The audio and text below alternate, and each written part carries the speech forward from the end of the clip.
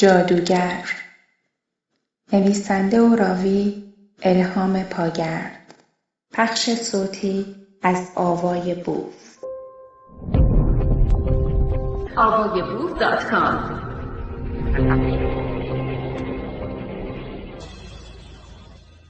تا برسی بساط برچیده و رفته و کو تا دوباره گذارت بر این گذرگاه بیفتد و اگر پیدایش کنی لابلای این بساط چیهای رنگارنگ بپرس: دخترک موخرمایی با پیراهن چمنی گلدار آیا اینجا بساط می‌کرد پیرمرد؟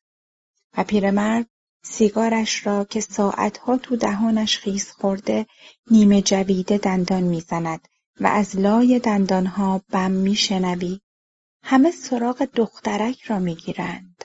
چه بساط میکرد یادت هست؟ تو فکر میکنی و به یاد نمیآوری. چه بساط میکرد دخترک موخرمایی با پیراهن چمنی گلدار؟ دخترک مهره‌های رنگی داشت پدر. پیرمرد دوباره دندانی به کون سیگار میزند. آتیش؟ انگشتت میچرخد رو چرخ دنده فندک و شعله را میبری تا نزدیک سیگار. پیرمرد چشمها را لای چروکهای دور چشم فرو میبرد. مهره به چه کارت میآید؟ مهره بازی؟ دود سفید از کون سیگار بالا میرود. پیرمرد سرفه میکند. تک سرفه، خشک. جادو. پیرمرد میخندد طوری که کونه نیمه جویده سیگار شل میشود که بیفتد دوباره آن را میگیرد به دندان. جادوگری میشناسم که بیمهر کارت را سکه میکند. باطل و سحر میخواهم. سراغ گرفتم. نشانی او را اینجا دادند. صدای زن ماهی فروش قدرت دارد. مارماهی، مارماهی های ارزان، هم مار هم ماهی. میچرخم. مهره ها رو میریخت توی مجری مخملی آبی و اینجا همین پایین پایت بساط میکرد. زن دنباله سربند سیاهش را بالا میزند و مهره یشمی که لای سینه های فربه‌اش افتاده بیرون میکشد. با 2 مارماهی عوضش کرد. ملاحظه ام را کرد. دید چشمم را گرفته. یشم برایم شکون دارد. جادو میدانست؟ زن بند مارماهی هایی که در دست دارد میکشد. مارماهی های دودی به هم میلولند. مارماهی، مارماهی، هم مار ببر هم ماهی. صدای زن طنین قدرتمندی دارد. آنقدر که صدای نجوابار من گم می شود لای مارماهی، مارماهی ببر. پسر بچه تیله هایش را رو گذرگاه خیس رها می کند. تیله ها به هم می خورند. تق صدا می دهند و با شنیدن صدایشان قند تو دل پسرک آب می شود. آنچنان می خندد که جای دندان نیش افتادش بیرون می زند. تیله ها را از کی خریدی پسر؟ پسرک انگشت سبابه‌اش را از کمند انگشت شست رها می کند. ضربه که به تیله رنگی می خورد، تیله می چرخد و کنار پایم می ماند. پسرک سرش را بالا می گیرد و طوری نگاه هم می کند که یعنی سر راه تیله هم ایستاده ای. بازیم خراب شد. زودتر بزن به چاک.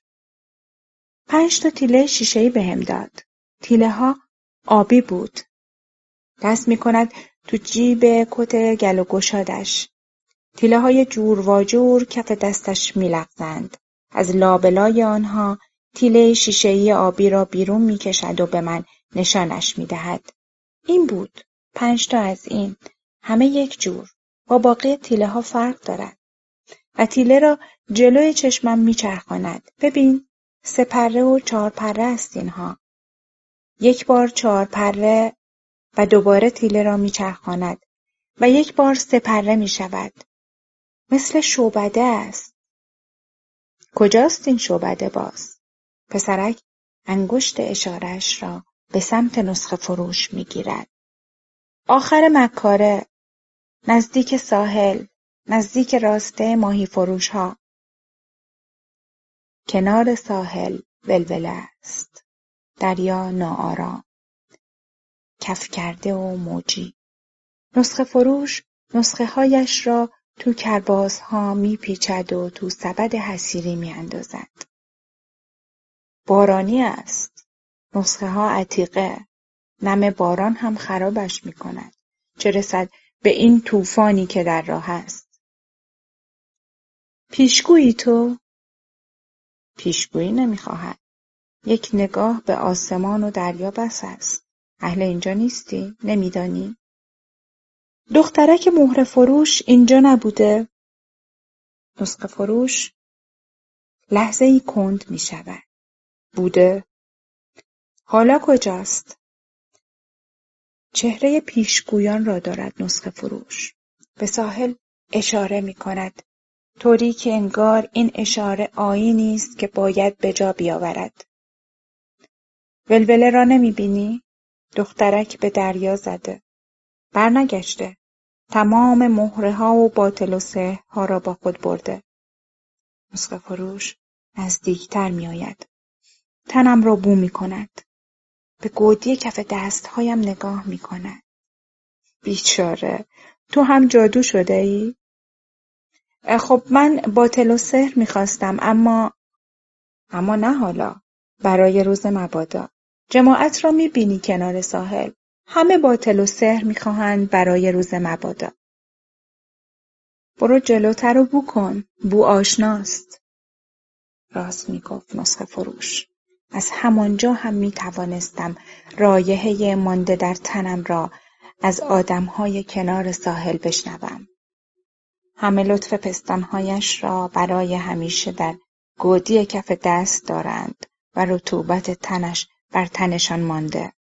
انگشت نسخه فروش رطوبت روی دستم را فهمید. درست مثل خودت.